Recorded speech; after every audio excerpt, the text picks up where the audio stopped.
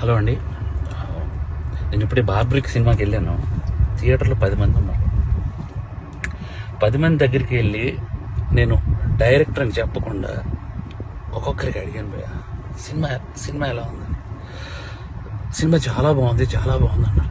నిజం చెప్పండి భయ్య, నేను డైరెక్టర్ని అని అంటే, సార్ డైరెక్టరా మీరు అని హక్ చేసుకొని సినిమా చాలా బాగుంది సార్ అని అంటే నాకు కళ్ళలో నీళ్ళు ఆగాలి. ఎందుకు మరి 10 మంది థియేటర్లో ఉన్నారు, 15 మంది థియేటర్లో ఉన్నారు, ఎందుకు నాకు అర్థం కాలేదు. అంటే ఏం చేస్తే వస్తారు? నేను ఇంత 2.5 ఏళ్ళు పిచ్చుకొక్కలా కష్టపడ్డాను. 2.5 ఏళ్ళు. మీకు ఒకటి చెప్పాలి, నేను నిన్న సాటర్డే ఆఫీసులో చిన్న మనస్తాపం అయింది. థియేటర్కి ఎవరు రావట్లేదని చెప్పేసి ఇంటికి వెళ్ళాను. మా ఆవిడ సినిమా 4:40 షోకి వెళ్ళింది. నేను 5 o'clockకి ఇంటికి వెళ్ళిపోతున్నానని చెప్పాను. నువ్వు సినిమా చూసిరా, నేను ఇంటికి వెళ్తున్నాను అన్నాను భయ్య. మా ఆవిడ పరిగెత్తుకొని వచ్చేసింది భయ్య. నాకు అప్పుడు అనిపించిపోయింది, నేను ఎక్కడ మనస్తాపానికి చెంది ఆత్మహత్య చేసుకుంటారేమో అని వచ్చేసింది భయ్య. అంటే 2.5 ఏళ్ళ కష్టం తనకు తెలుసు.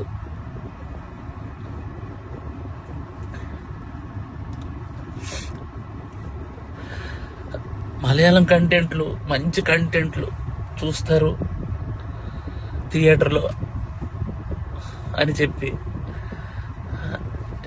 చేశాను భయ్య. నేను కాన్ఫిడెన్స్తో ఒక మాట అన్నాను భయ్య జనాలందరికీ, సినిమా కానీ మీకు నచ్చకపోతే నా చెప్తే నేను కొట్టుకుంటా అన్నా. నా చెప్తే నేను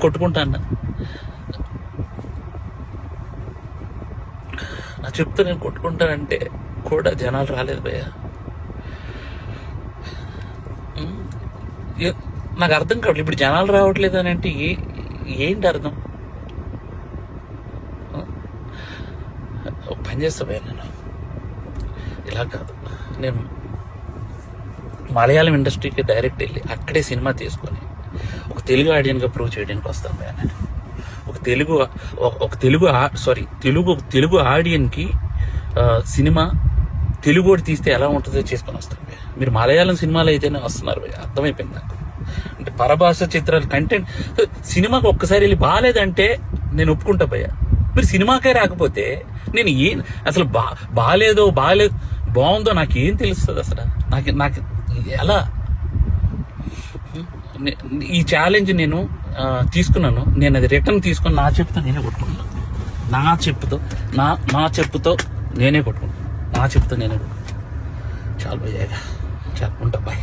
థ్యాంక్ యూ సో మచ్. మీ బ్యూటిఫుల్ హార్ట్తో బ్యూటీ సినిమాకి సపోర్ట్ చేస్తున్నందుకు thank you so much. And Raja Saab director saab Maruthi గారిని మాట్లాడాల్సిందిగా కోరుకుంటున్నాం. First of all, my soulmate, my friend, my partner, my everything, love you darling. ఎందుకంటే నేను ఎందుకు చెప్తున్నానంటే, అంటే సిన్సియర్గా, ఒక హానెస్ట్గా ఒక సినిమాని కష్టపడితే దాన్ని ముందుకు తీసుకెళ్ళాలని. అంటే మేమిద్దరం దగ్గర 2001 నుంచి ఫ్రెండ్స్, నేను, ఎస్కేఎన్, బన్నీవాసు, వంశీ, అందరం 25 years అయింది. అలానే మేము సెలబ్రేట్ చేసుకుంటే అక్కడితో ఆగిపోద్దని దిష్టి తగిలి చెయ్యం. అంటే మా జర్నీ అని కాదు, అంటే తను ఇదివరకు అంతా మీకు ఇప్పుడు ఎస్కేఎన్ ఇట్లా తెలుస్తున్నాడు, కానీ మా ప్రతి సినిమా ఆడడానికి కారణం బిహైండ్ ఎస్కేఎన్నే ఉండేవాడు. ఎందుకనంటే నేను ఈ రోజుల్లో తీసిన, నన్ను వెనకాల ఉండి ఎంకరేజ్ చేసింది ఎస్కేఎన్, శ్రేయస్ శ్రీనివాసు. వాళ్ళిద్దరూ లేకపోతే ఈ రోజుల్లో లేదు, నేను లేని రోజు. అంత అంటే గొప్ప ఫ్రెండ్స్ ఉంటే డెఫినెట్గా మంచి సినిమాలు, ఎప్పుడు ఒక మంచి టాలెంట్ ఉన్న వ్యక్తులు వస్తుంటారు. ఇవాళ నా మీడియా ఫ్రెండ్స్ అందరూ నన్ను చూసిన వాళ్ళు అందరూ ఇక్కడే ఉన్నారు. మావాడు ఇక్కడ ఉన్నాడు, అందరూ నాగేంద్ర గారు కానీ అందరూ, శివ, ఇట్లా ప్రతి ఒక్కళ్ళు.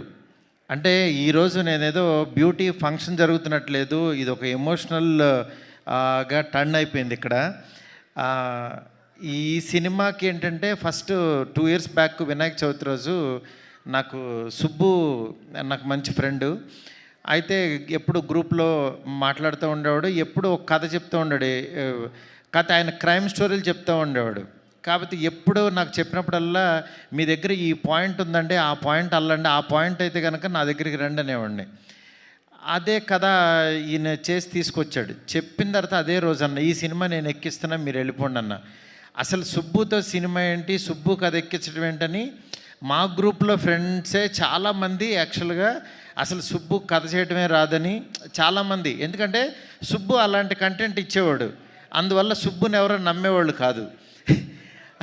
ఎందుకంటే ఆయన మాటలు కానీ ఆయన చేతలు వేరు, ఆయన మనసు వేరు. ఈయన చేతల్లోనేమో ఒక క్యారెక్టర్ ఉండేది, లోపలేమో ఇంకో క్యారెక్టర్ ఉండేది. ఆ క్యారెక్టర్ నాకు కనపడేది, మిగిలిన వాళ్ళు ఎవరికి కనపడే కాదు. అంటే ఆయన చూస్తేనేమో లారీ డ్రైవర్ లాగా ఉండేవాడు, అంత సాఫ్ట్ క్యారెక్టర్ కథ ఎలా వేసేవాడు ఈయన, ఇంత బ్యూటీ అని ఎలా రాస్తాడు ఇతను, కోకిల అనే టైటిల్ పెట్టి ఆయన ఆహార్యానికి దానికి సంబంధం లేదేంటి అనుకునేవాళ్ళు. నిజంగా అంటే మా ఎస్కే అని చెప్పినట్టు యాక్చువల్గా బుక్ కవర్ చూసి ఈ చెప్పలేమన్నట్టు ఆయన మనసులో నిజంగా చాలా సాఫ్ట్ పర్సనే ఉన్నాడు.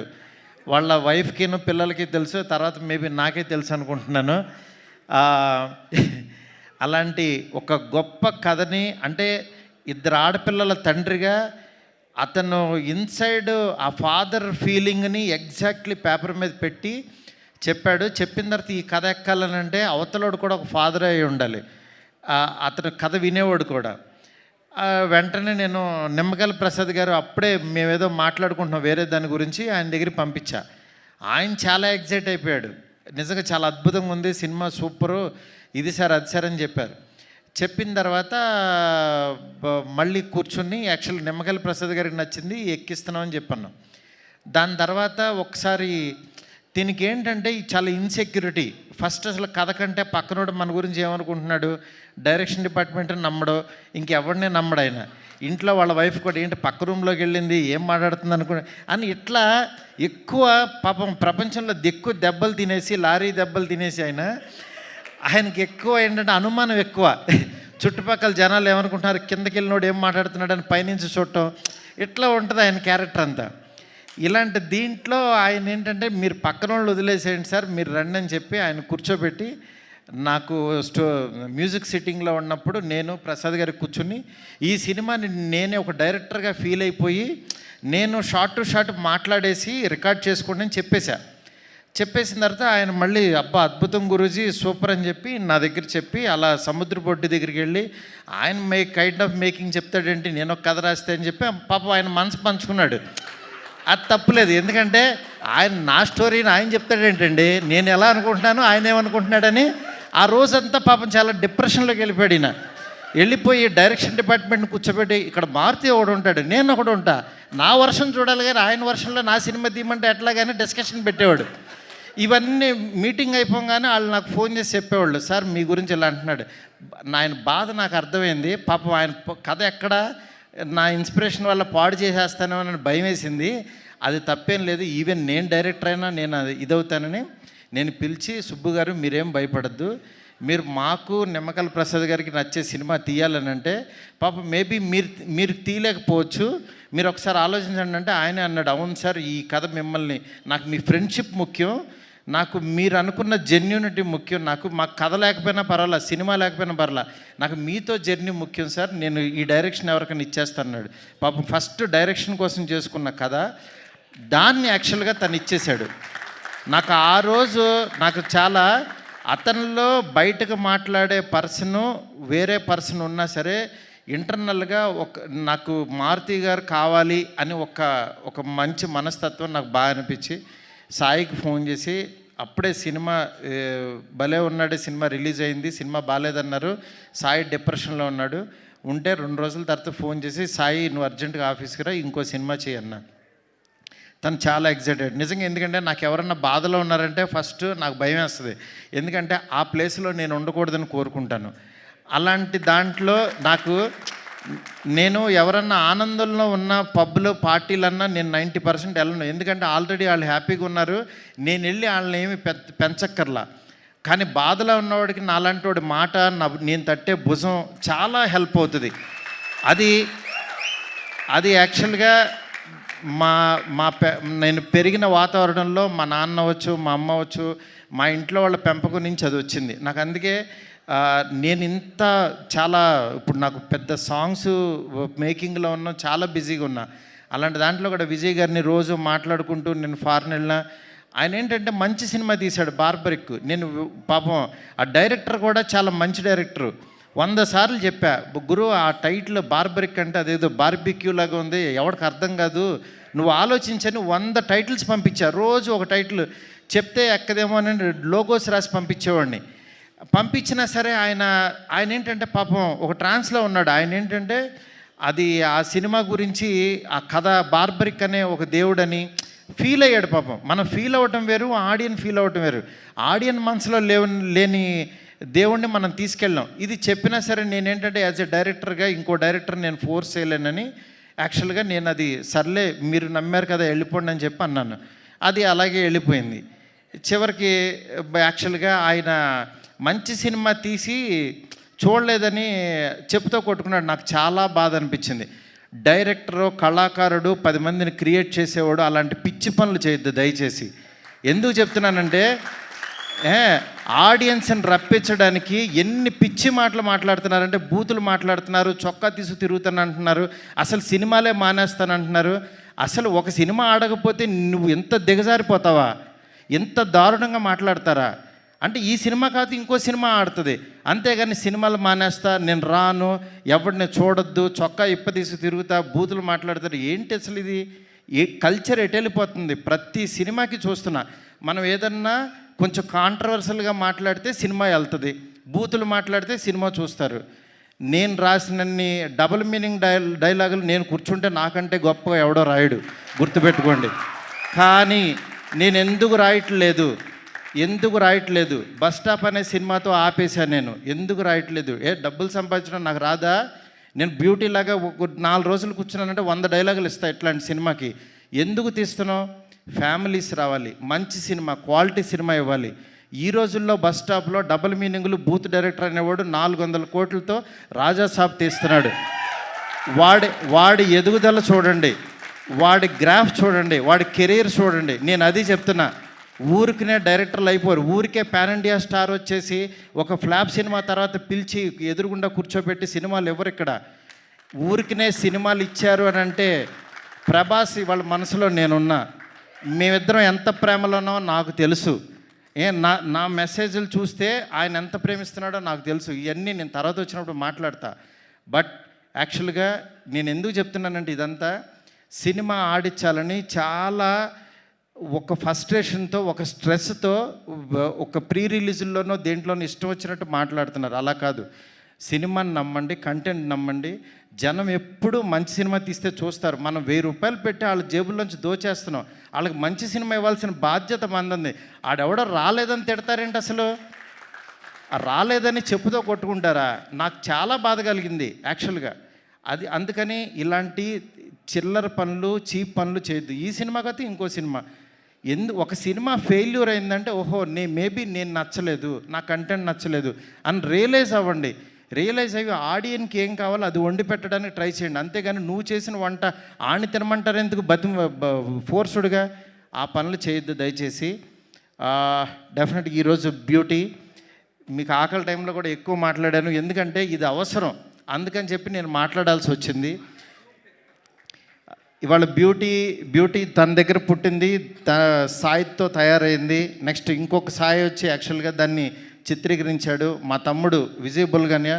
నిజంగా అంటే ఒక అభిమానం ఏదో ఇది ఉంటుంది, అట్లా విజయబుల్గానికి అద్భుతమైన మ్యూజిక్ ఇచ్చాడు. నెక్స్ట్ దీన్ని నడిపించిన వెనక నుంచి నిమ్మకాయల ప్రసాద్ గారు, ఆయన ఒక బ్రదర్ లాగా అయిపోయాడు నాకు, ఒక ఎమోషనల్గా. ఆయన పేరు రాజాసాబ్ రిలీజ్ అయిన తర్వాత నిమ్మకాయల ప్రసాద్ అనే పేరుని ఎవడో మర్చిపోడు, గుర్తుపెట్టుకోండి. ఎందుకనంటే ఆ పేరుకి అంత వాల్యూ తెచ్చేసా ఆ సినిమాలో నేను. అందుకని యాక్చువల్ ఆ పేరు పర్సన్ ఈయనే. సినిమా రిలీజ్ అయిన తర్వాత మీకు అర్థమవుద్ది. అట్లాగే వాసుకి గారు నిజంగా మదర్ క్యారెక్టర్. ఒకరోజు మా కజిన్ ఫోటో తీసి పెట్టింది, ఏంటి గురు ఇలా కొట్టేసింది ఈవిడని. నిజంగా ఆ సీన్లో ఏంటి ఇంత దారుణంగా కొట్టారేంటి అని అనుకున్నాను, కానీ తర్వాత ఆ సీన్ చూస్తే ఏ మదర్ అయినా ఇంకా తక్కువ రియాక్ట్ అవుతుంది, అంత బాగా అసలు యాక్ట్ చేశారు. నిజంగా సినిమా చూస్తుంటే నిన్నెవరో డిస్ట్రిబ్యూటర్స్ సినిమా చూసి వాళ్ళు ఏడుస్తూ వాళ్ళు చాలా ఎమోషనల్ అయిపోయారు డిస్ట్రిబ్యూటర్స్.